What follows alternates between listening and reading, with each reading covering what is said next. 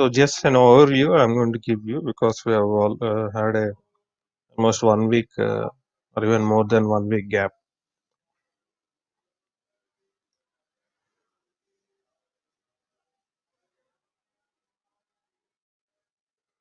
Packages are basically used for avoiding namespace collision.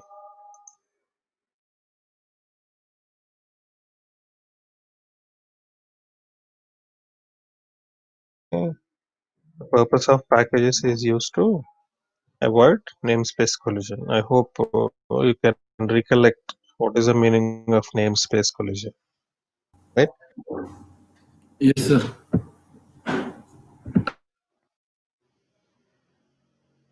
So how to compile these packages, programs, and how to run these programs, that you need to understand. Uh, and we discussed this packages topic along with access specifiers together because without discussing access specifiers and packages together, we cannot complete the concept of packages because you'll not know the complete purpose of the packages.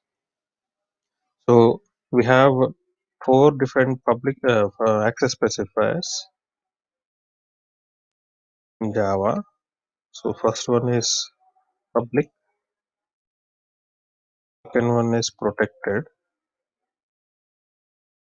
third one is private, fourth one default public.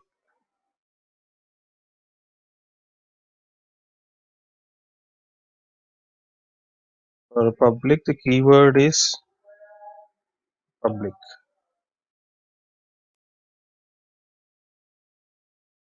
For protected, the keyword is protected. For private, the keyword is private. For default public, no keyword. Don't have any keyword. If you don't mention any keyword, then automatically the access specifier of that particular member of a class or even the class itself will be default public. So a class can be either public or protected or default public. You cannot make it as a protected or a private class, right? So when you're using access specifier for a class, you have to use only two of them, either default public or public. Protected and private cannot be used. But for the members of the class, and when I say members of the class, it includes both the methods and instance variables. So these instance variables and methods can be either public, private, protected, or default public. So if you don't use any keyword in front of them, then automatically they become default public. And we have been using this default public access specifier till now in our programs. We didn't use private or public or protected. So what is the difference between um, all these four different access specifiers? Basically, access specifiers will specify, as the name indicates, whether you can access this particular member of a class, and if you can access, where you can access and where you cannot access in your program. So that is the purpose of access specifiers. So when you specify public, then you can access the member of a class anywhere in your program, even outside your program also.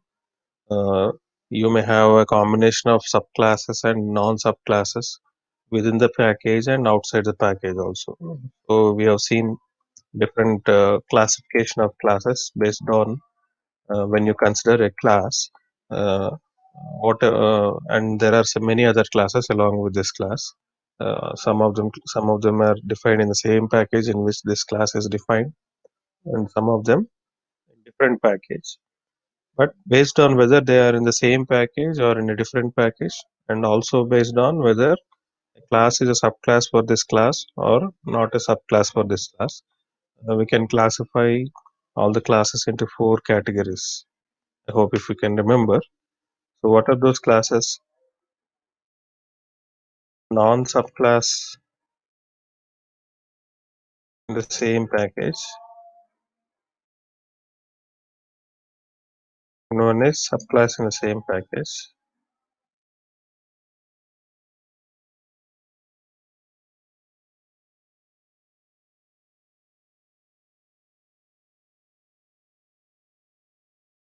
Non-subclass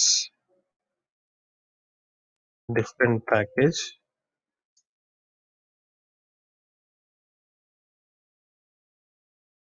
Subclass in different package.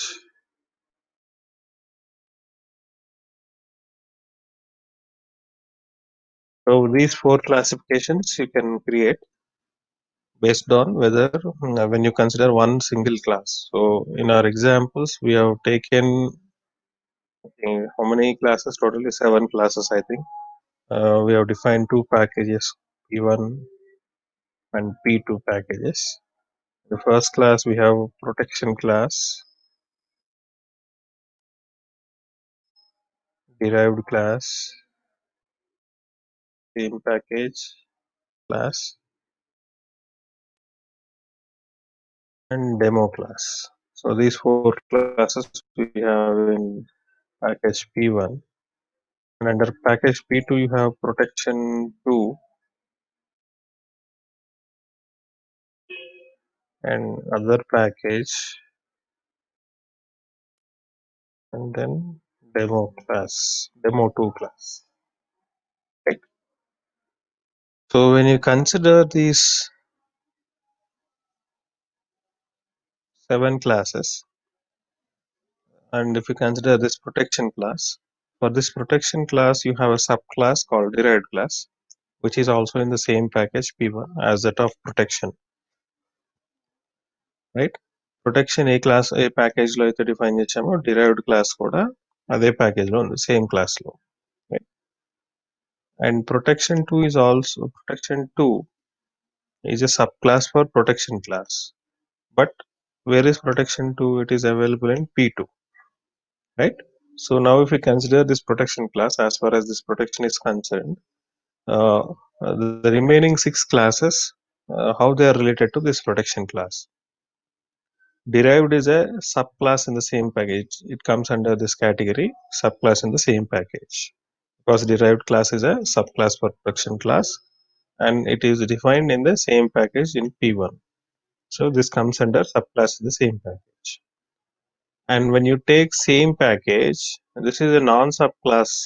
It is not a subclass for the protection class, but it is in the same package P1. So it comes under non-subclass in the same package, right?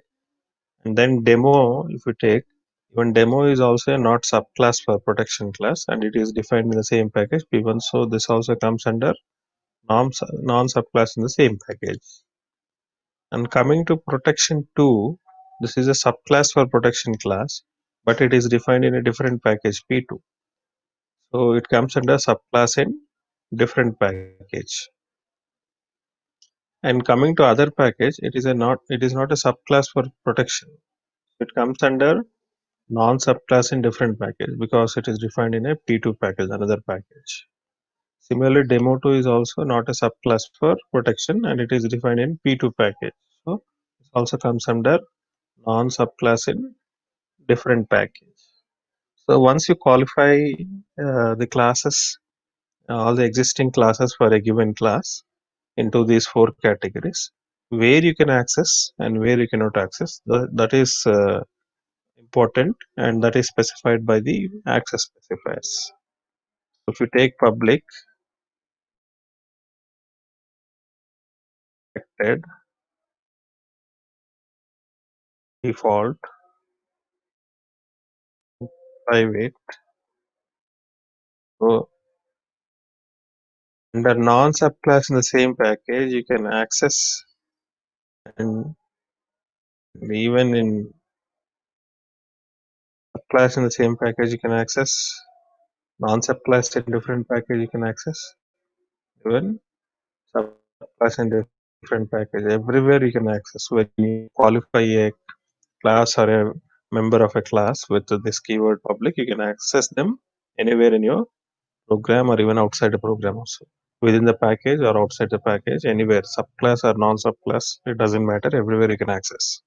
That is the reason why we were able to call the main method, because the main method is defined as public static void main, right? So we are calling this main method from outside the program. That is possible because only it is public. Then coming to non-subclass in same package and under protected category, because it is protected, within the same package you can access everywhere.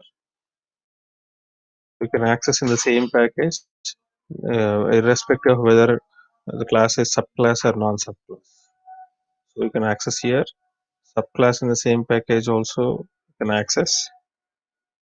Non-subclass in different package you cannot access. Class in same package you can access. Apart from within the package in any class you can access, whether it is subclass or non-subclass, you can access it. But once you go outside the package to some other package, there within the subclass you can access. But if it is not a subclass, there you cannot access. Okay. Then coming to default public, you can access in within the package only. Outside the package, even if it is a subclass also, you cannot access. It will be, you can access both non-subclass and subclass in the same package, but in different package, even though it is subclass or non-subclass, you cannot access it. Coming to private, you cannot access anywhere.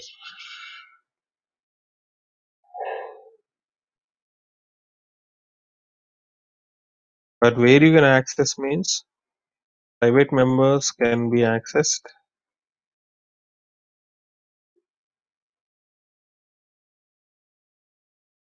only within the class,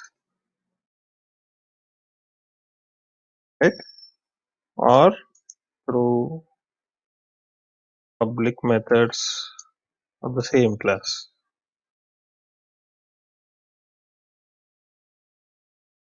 So within the class, if any uh, variable or method is created as private, then you can call that method or you can use that variable within the class only. But outside the class, if you try to call the method or if you try to access the variable's value, it will generate an error for you. But you can do that alternatively through public method. If a class has one public method and one private variable, right? So in the public method, if you are accessing that variable, that is okay, because the method is defined in the same class. So within the same class, you can access a private member, right? But once you go outside that class, if you try to access the variable directly, then that is a problem. It is going to generate a error for you. But if your public method is accessing that variable in that class, then you can call that public method, and that public method in turn will access the private variable. So that means direct access is not allowed. Indirect access through public methods is allowed. So that is the meaning of this one, right? So when you say access, what do you mean by access? Means you may try to use the value of that variable, use that variable in your method somewhere outside the class, right? So that class may be a subclass or a non-subclass, or it may be defined in the same package, or it may be defined in a different package. So there you cannot use that variable if it is private.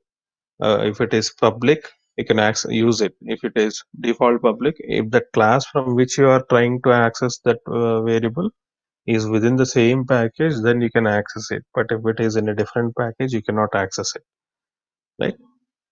And if it is protected, you can access it within the package and also outside the package. In subclass, you can access it, and non-subclass you cannot access. If it is public, everywhere you can access, right? Default public, you can access only within the package.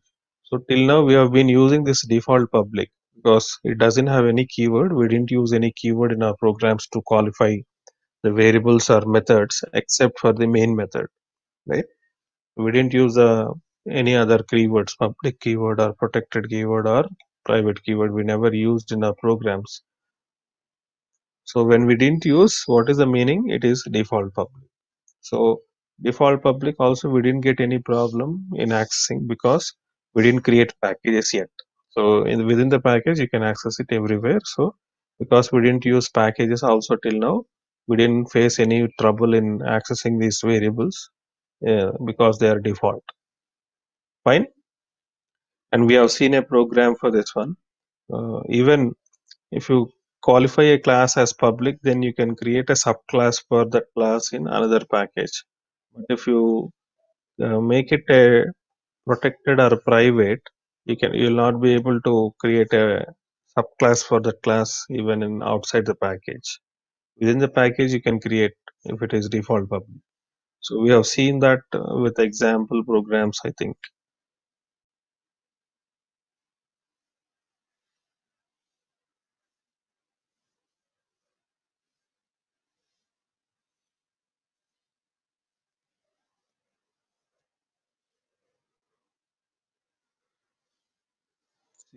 These are the 7 classes we defined, except the hello. Demo2, derived, other package, protection2, right? So we consider this protection class, and in this class we have defined 4 different variables. One is default public, second one is private, third one is protected, and fourth one is public. So when it is private, you can access only within this class. That means inside this protection class. So once you go outside this protection class, you'll not be able to access anything, any private variable, right? So because you are accessing through this protection constructor, it is allowed to access the variable n underscore pri within the class. But when you try to access it somewhere outside this class, in protection 2, right? So this is going to generate an error. So we have mentioned this is going to be illegal.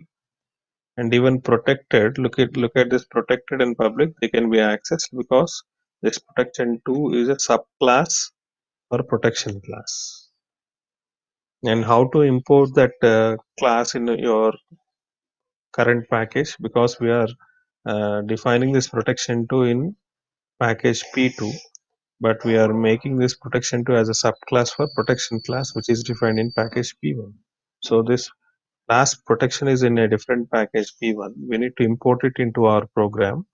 So how you can do is, instead of using import keyword, you can directly mention the package name P1 dot protection.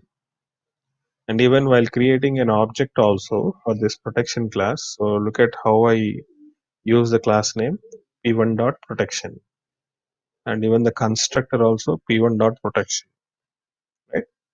So this is how you need to import that package. And you observe all these classes almost, except for the demo class and demo2 classes, except these 2 classes, remaining other classes do not have the main method. So when a program, or when a .java file does not have a main method in any of the classes, you cannot run them. You can only compile them. So you can only compile these programs: protection2.java, protection.java, other package.java, same package.java, right? So all these things you can only compile them. So you'll get a .class files, but you cannot run them because they don't have the main method. So which files you can run? Demo class, demo.java you can run because it contains the main method. Similarly, demo2 also contains main method. So this also you can run them. The remaining 5 classes you can only compile them, right?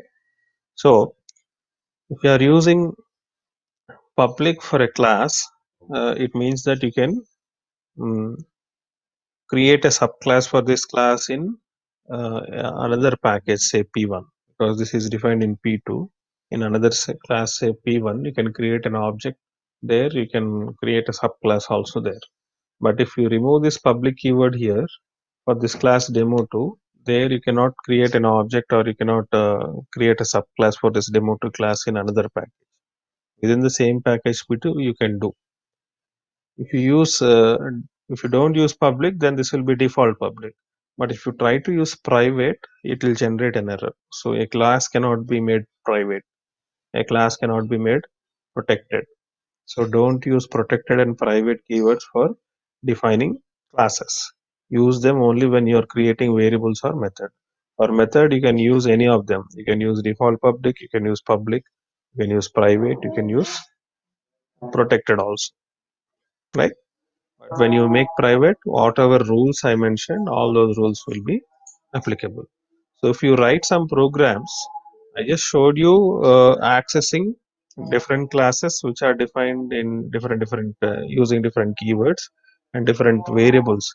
You can use the same keywords with methods also, and try to write a program and see whether you are able to create an object for those classes and call those methods or not. If you make private, whether you are able to call it or not. If you make default public, whether you are able to call it from different package or not, or you can call it in the same package or not. Protected also. So when you write a program on your own, then you'll understand the concept very well. You're just listening, right? In the previous class also, you just listened to this concept, but you didn't practice it. So the best thing to learn it perfectly is write the programs. Just like I created two packages and defined two different classes in these two packages, and in one of the classes in both the packages, I created a main method, and I created objects for all the other classes in this classes and compile then and run.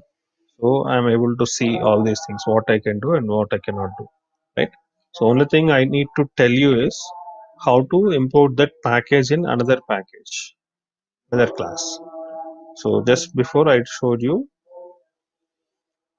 so when you want to use this class protection in this class protection 2, so just use a package name in which that class is defined in front of this class, followed by a dot symbol, package name dot class name. So everywhere wherever you use that class, so you have to use p1 dot protection, and even for the constructor of the class also p1 dot protection constructor name, right? So this is how you import. So if you know this how to import, then you can write the program. In other classes in the same package, you need not import this package, right? So if you are having a derived class, for example, derived class is defined in the same package p1. See, derived, demo, protection, and same package. All these four classes are defined in the same package because they are in. That is the reason why they are in the same folder p1 when they are compiled. So when they are in the same package, you need not import them. They are in the same folder, so you need not import those classes. But if I want to use any of the classes which are in p2, that is demo 2, other package, protection 2, from package p1 here, then in any of these classes I have to import that package p2, right? Any classes. If I want to import, say, other package class in protection class, then I have to write p1 dot other package. Okay. But when you create objects for those classes, all those public, private, protected access specifier rules will be applied. So depending on how you created members of that class, whether they are private or public or default public or protected, so all those rules will be applied. So following those rules, you can write the program. So you better write a program, uh, some other program like say two classes, or say just like 6 or 7 classes like I defined now here in two packages. You can create a college classes like this, one class for every branch. You can define one branch in one package and another branch in another package. So and write a program accessing other classes from this class. So define subclass in the same package and subclass in different package, and non-subclasses also in same package and non-subclasses in different package. In that way you try to create. Then it will be a practice for you. So then only you'll understand better. Even if I teach and again and again theoretically like this, you will not understand. Practically I've shown you once, right? So you refer that video, the last class video where I have shown you practical example program and compile the program and run the program, and I showed you for any, if you have any doubts, you refer to that video and today's video also at the beginning, and then start writing the program. So do that for today's class, for today and tomorrow. You revise these topics and try to write the programs. Then you'll understand these packages. Okay, Okay. is that okay? Okay, sir. Fine. So I want to introduce another topic today, a new topic. Let me close all these things.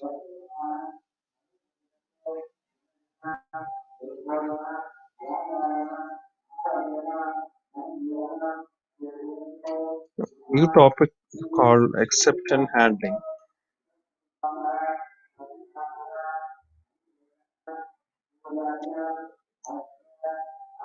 See, what is an exception handling is, you didn't see this exception handling concept earlier in the programming languages that you learned, that is in C language. I hope C is the only language you learned.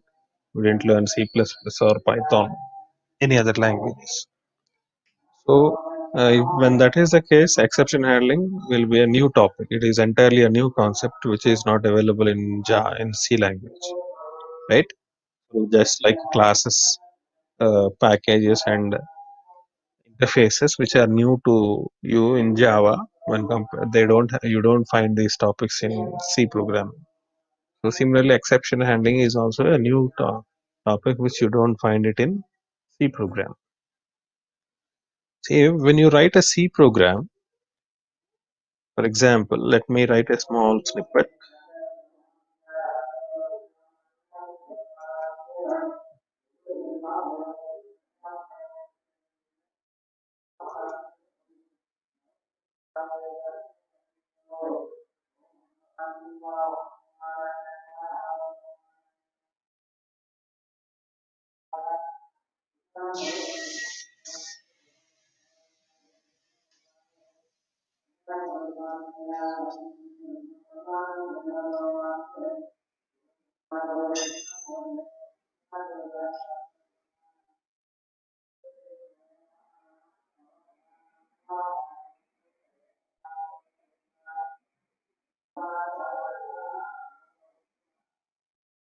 For example, now if I write a program like this,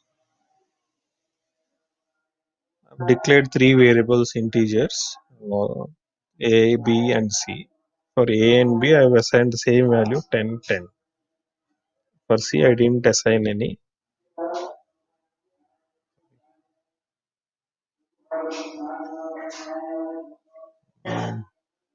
Say, let me assign c is equal to some.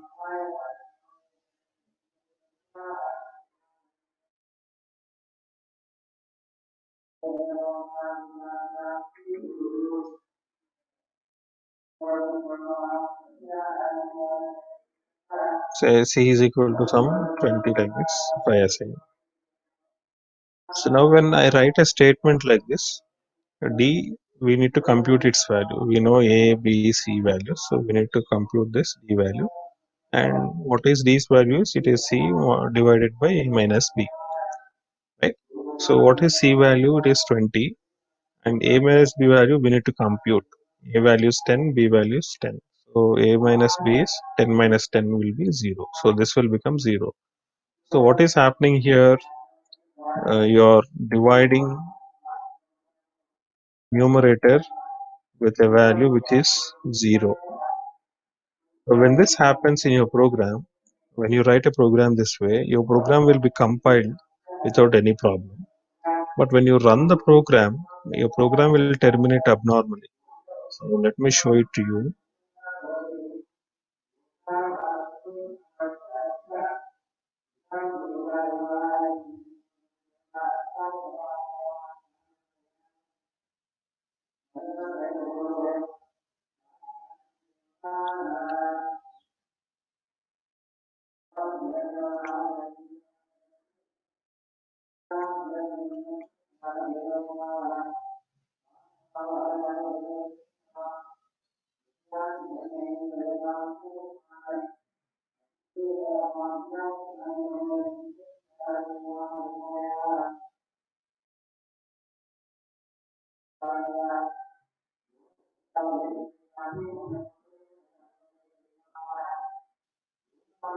Okay.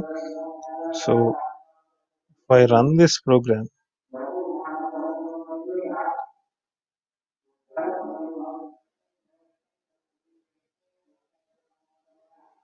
I'm going to get an error.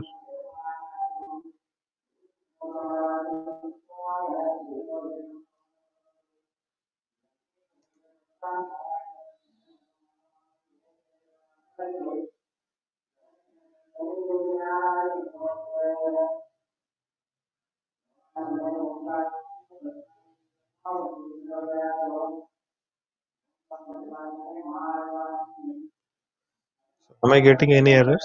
I'm not getting any errors. No errors, no warnings.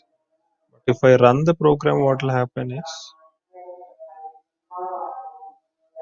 so will I get any output here? I'm not getting any output here. Process exited after 2.451 seconds with return value something. Press any key to continue. So what will you understand from this?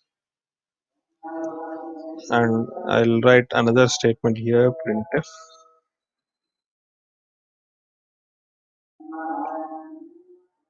I'll display uh, d is equal to percentile d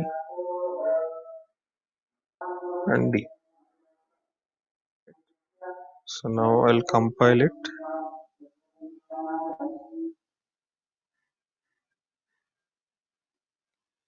So the print import include hash include stdio.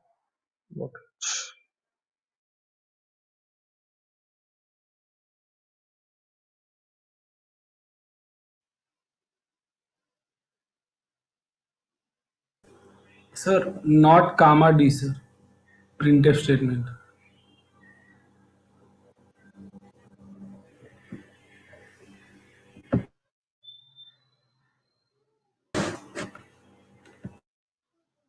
So no errors, no warnings.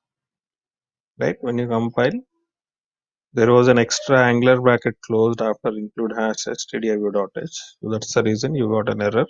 So now, are there any errors? I compiled the program, I didn't get any error. Right? So 0 errors and 0 warnings. Now when I run the program, what is happening? Process exited after 2.479 seconds.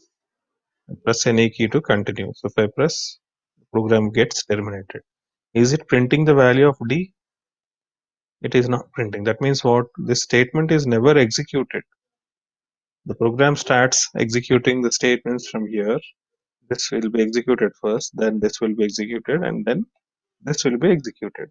But when this is executed, some abnormal condition occurs, right? And that situation is called as an exception. Exception is a runtime error. What is an exception? Exception is a runtime error. It will not occur during compilation. So that's the reason why when we compiled the program, we didn't get any error. So what is an exception means? It is a runtime error. So when this runtime error or exception occurs, what happens to your program is your program gets terminated abnormally without any information to the user. The user will not know what happened and why the program has been terminated, right? Why? Because there is no mechanism in this C programming language using which you can identify what exception has occurred and why the program has been terminated, right? So what is an exception? An exception is a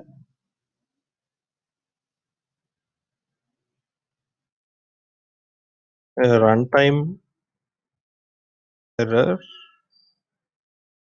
that occurs in a program, terminates program abnormally. Abnormally means normal termination is it will execute the program completely. That means all the instructions in the program gets executed and then the program terminates. But here what is happening to our program? only up to here the program, up to sixth line, the program is being executed. The seventh line is not being executed. If it is executed, then it will display the value of D. But this seventh line is not executed, and without executing the seventh line, the program gets terminated. So if your program terminates without completely executing your program, then we say the program has been terminated abnormally, right? So what happens when a runtime error occurs is your program gets terminated abnormally, right? So, and that runtime exception that is occurred in your program, what is it called as? It is called as an exception, right? So I can mention here as an exception is a runtime error that occurs in a program and terminates the program abnormally, right? So coming to Java, Java addresses this problem. It will, let me put it in second line. Java addresses this problem efficiently. So how it addresses is whenever an exception occurs in your program. So if I write the same program, let me write the same program for you in Java. So I'll copy this.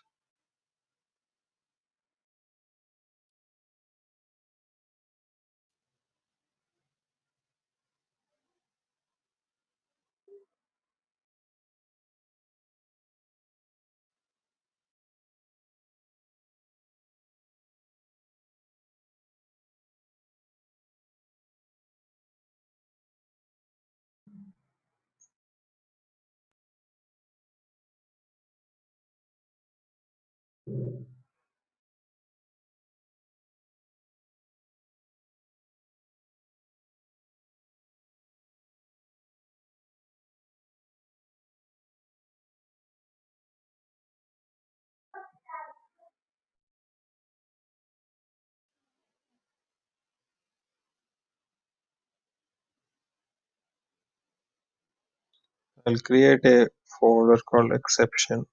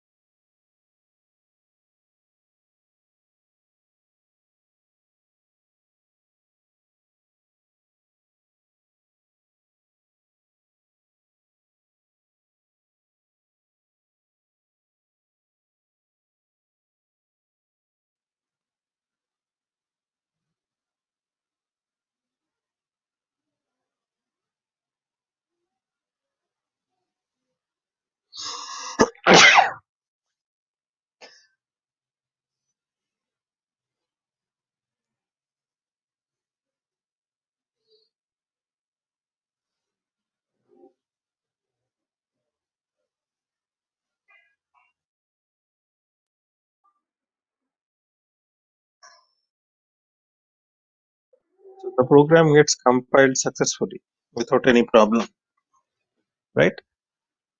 But when you run the program,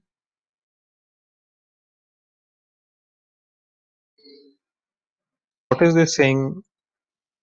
Your program is saying exception in thread main. Uh, and what is the operation? What is the reason for terminating the program? Division by 0, right? So are we getting the same kind of message when we run the C program? When we run this C program, what are we getting? It is simply saying process exited, and it is not saying why it has exited. What is the reason behind exiting the program? What is the reason behind terminating the program without completely executing the program, right? But coming to here in Java, it is telling you, it is informing the user there has been an exception in main thread, right? And what is that exception is division by 0, and that is the reason why your program has been terminated. And where it occurred in test.main. In test class, you have a main method, and in that main method, in line number 7, this exception has occurred.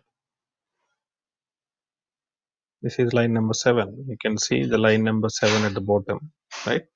Status bar. So this is where exception occurred.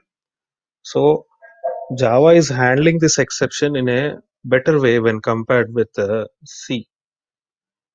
But we didn't write anything extra in our program. We didn't write any. We didn't use any new topic here to handle this exception. Even though you didn't handle this exception by writing a code in your program, Java runtime system, what it does is, it will detect that exception when you run the program, and it will convey to that user. But the program gets terminated. This statement will not be executed. System.out.println will not be executed. So you must understand one important point here. Whenever an exception occurs in your program, in your Java program, all the statements which are before that statement gets executed normally. But the statements which are there after this statement, after this line where exception occurred, these statements will not be executed, and the program gets terminated abnormally. But even though the program gets terminated abnormally, the user will be informed about the reason why the program has been terminated, right?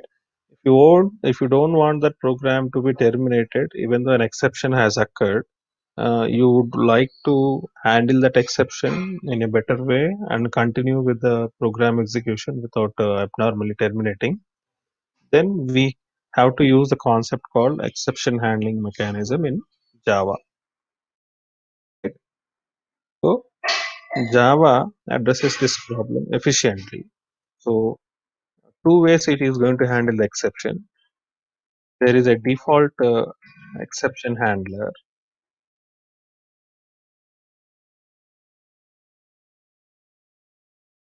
Provides a default exception handler. So that default exception handler is one which handled this exception and informed the user about this exception, that division by 0 occurred at so and so line number in your program, right? And you didn't use anything. Default exception handler means when you don't create your own exception handler in your program, right? Then by default, Java runtime system will take care about that, because Java runtime system contains a default exception handler.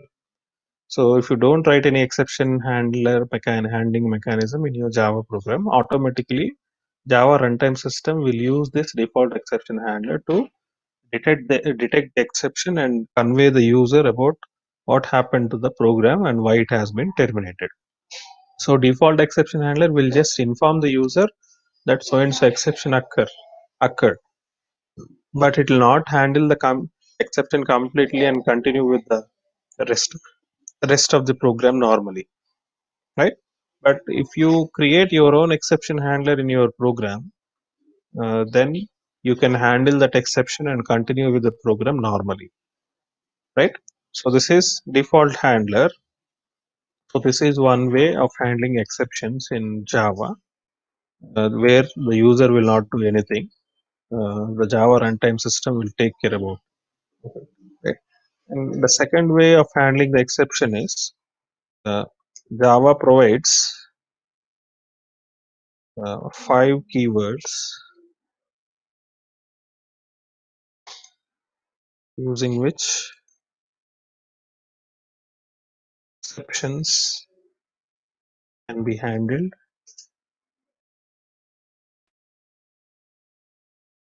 and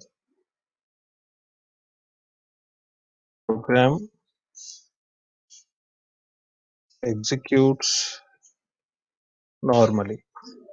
So normally means wherever in your program, in whichever line exception has occurred, uh, that line will be skipped, and you will be informed about that exception also, and you will have a mechanism to handle that exception also, and continue with the normal program without terminating. So that you can do by using the 5 keywords. So what are those 5 keywords means? First one is try keyword. Second one is keyword. Third one is throw. Fourth one is throw. Fifth one is finally. Right. So these 5 keywords we are going to use to handle exceptions in Java program. Right. Let me show you a program now. Let us modify this uh, test program that we have written. Right. Uh, I'll handle this exception and show it to you. So whichever code you are going to suspect that this is going to generate an exception, put that code inside a block called try block. So you write the keyword try, open the brace, close the brace, and in between that brace, you'll be suspecting that this code is going to generate an exception, right? Put that code inside the. Whenever you have an arithmetic operation, a division operation, there is a chance that the denominator is going to be a value which is equal to 0. In that case, this division by 0 exception occurs. Because there is a chance for division by 0 exception to occur, put this line inside this try block, and immediately followed by this try block, without writing any other statements, immediately you have to write catch block. So this catch block will have a syntax a little bit different than try block. So after try you don't have a parenthesis, but after catch parentheses are must, right?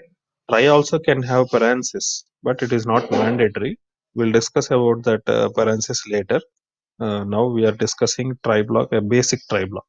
So there is an advanced version of try block which is introduced in latest version of Java, that is JDK 8 and above 8 versions. You can use this try with some condition. So if you want to use that condition, then you can use the parenthesis here also.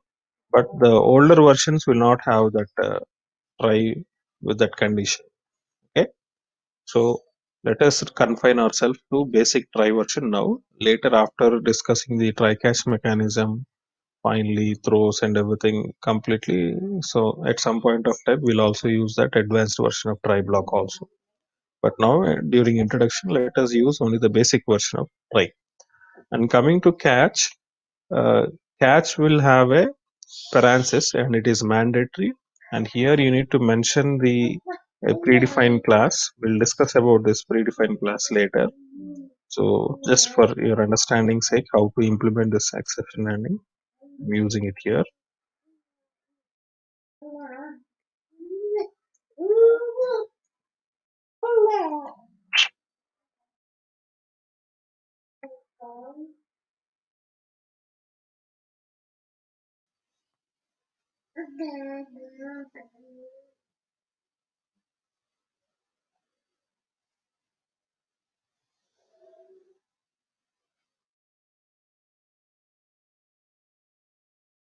Now let me compile this program.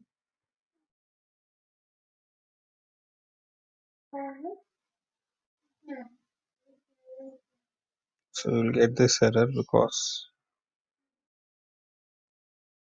we didn't assign any value to this d variable. So that's why you'll get that.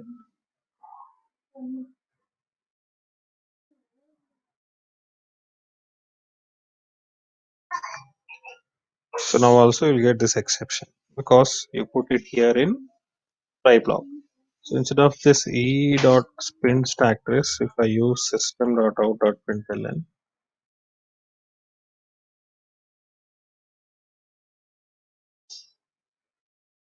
and inside this, if I use this object e,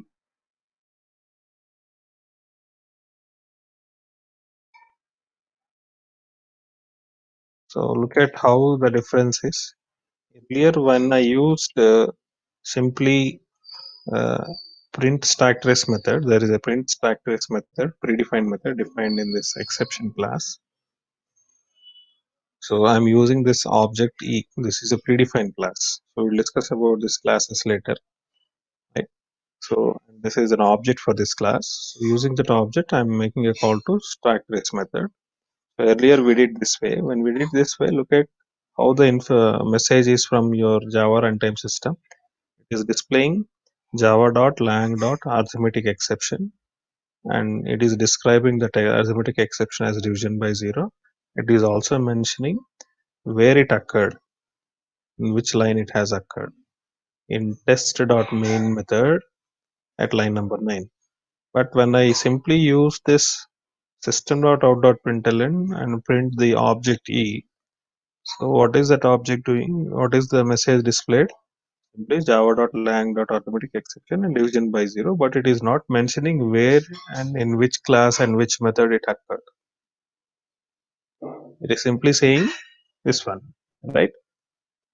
So the difference between this is when you print that object, this object will contain only the description about the error.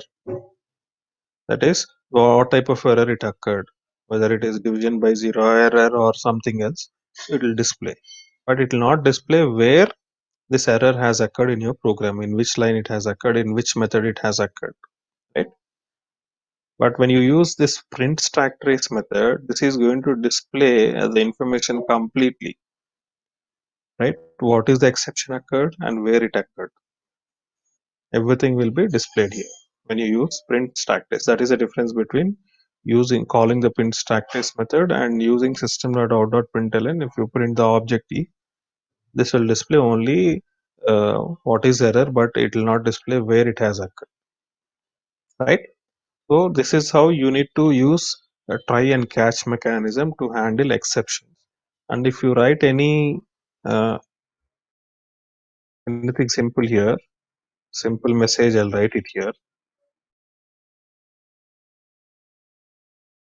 I'll write here after exception.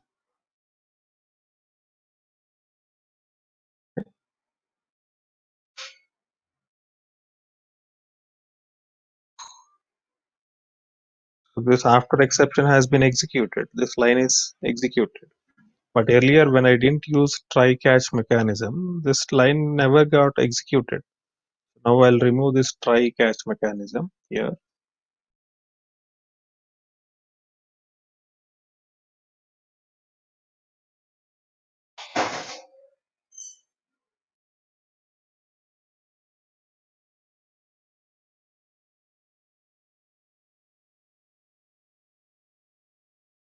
Remove the C because he is not there here.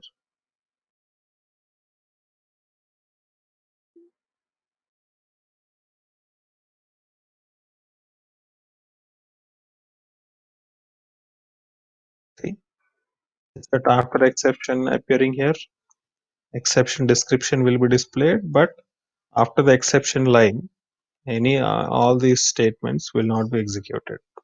These are not executed, right? That means what? Your program gets executed only up to this line, and once this exception occurs, the program terminates and these two statements will not be executed. But if I put this statement inside a try block and write a corresponding catch block, then these statements also gets executed. So that is what we have seen earlier. We have executed after exception also, right?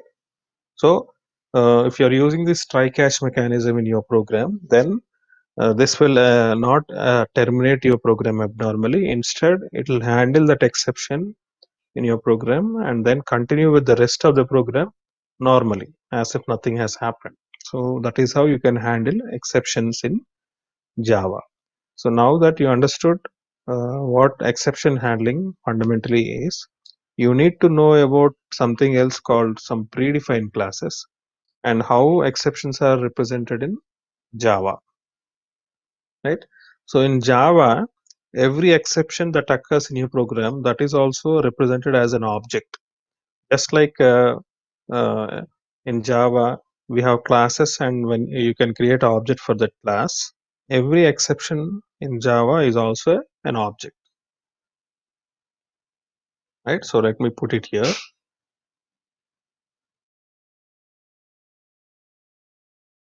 Every exception that occurs in a Java program is an object that is automatically created when an exception occurs.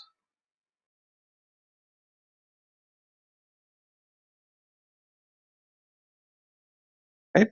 So this object we are not going to create in our program, just like we create an object for classes, like using the syntax like class name, object name is equal to new operator and constructor.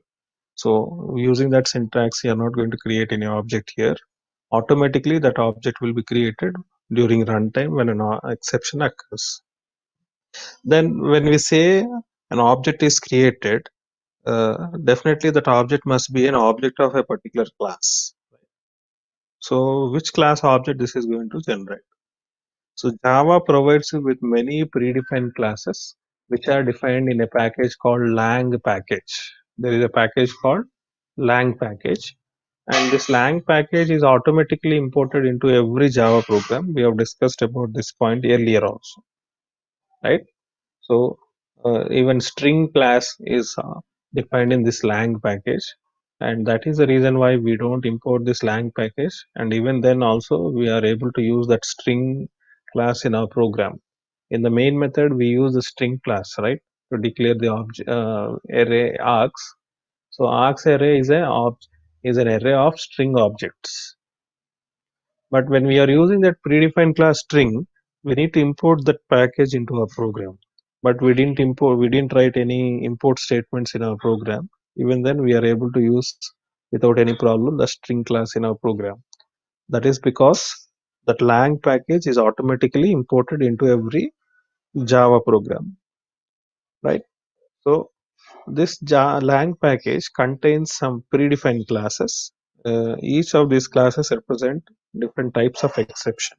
If you observe this error exception message here, you have java.lang.arithmetic exception. So what is the meaning of this one? Java.lang is a package, and in that package you have a predefined class called arithmetic exception. Arithmetic exception is a class, and this class object is created whenever any exception occurs related to any arithmetic operation. When you're performing any arithmetic operation like addition, multiplication, division, subtraction, when you perform all these arithmetic operations, if any exception occurs in your program, then an object of this class arithmetic exception will be automatically created, right? Similarly, there is a class called, so let me put out here some example classes. Lang package. So we have seen arithmetic exception, yes. So you have to follow the naming convention in Java. Arithmetic exception, A is capital and E is capital. And there is another class called array out of bounds exception. Okay. So how many words are there? Array is one word, out second word, off is three, bounds is four, exception is five. Totally five words are there. Each of this word is beginning with capital letter. A is capital. Here in out O is capital. In off O is capital. In bounds B is capital. And in exception E is capital. So this is another class, and there is a class called null pointer exception. Right? Then class not found exception.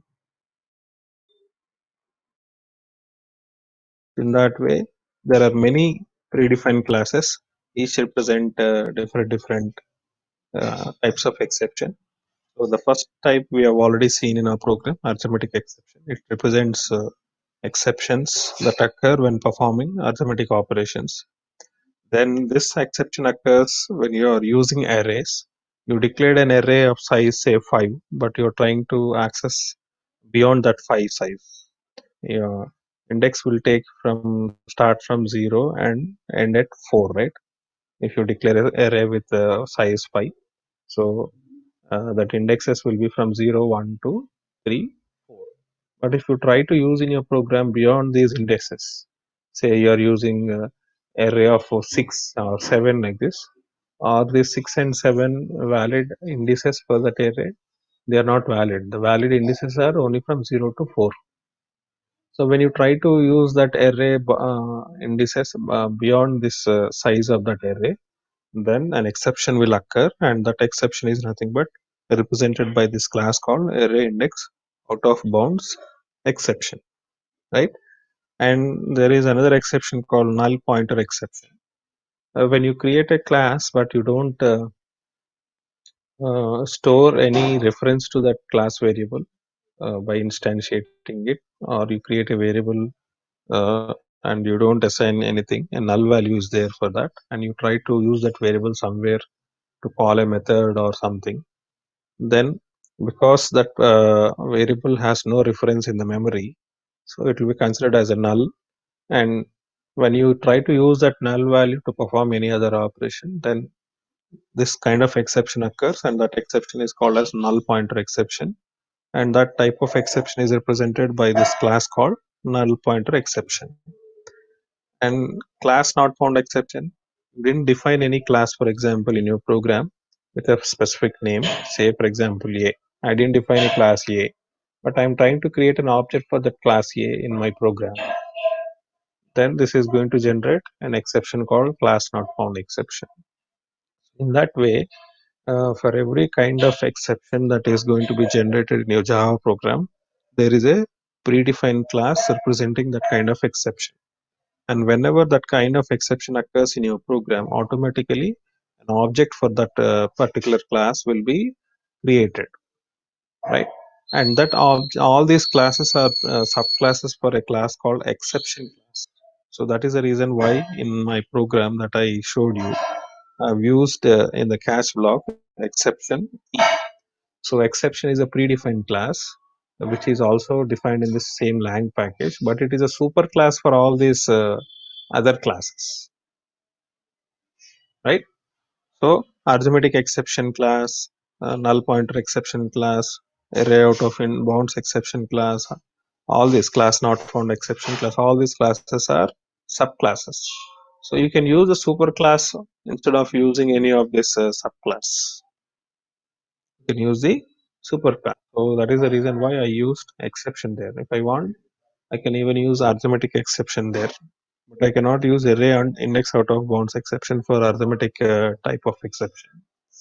We have seen division by 0. For that, I cannot use this array index out of bounds exception.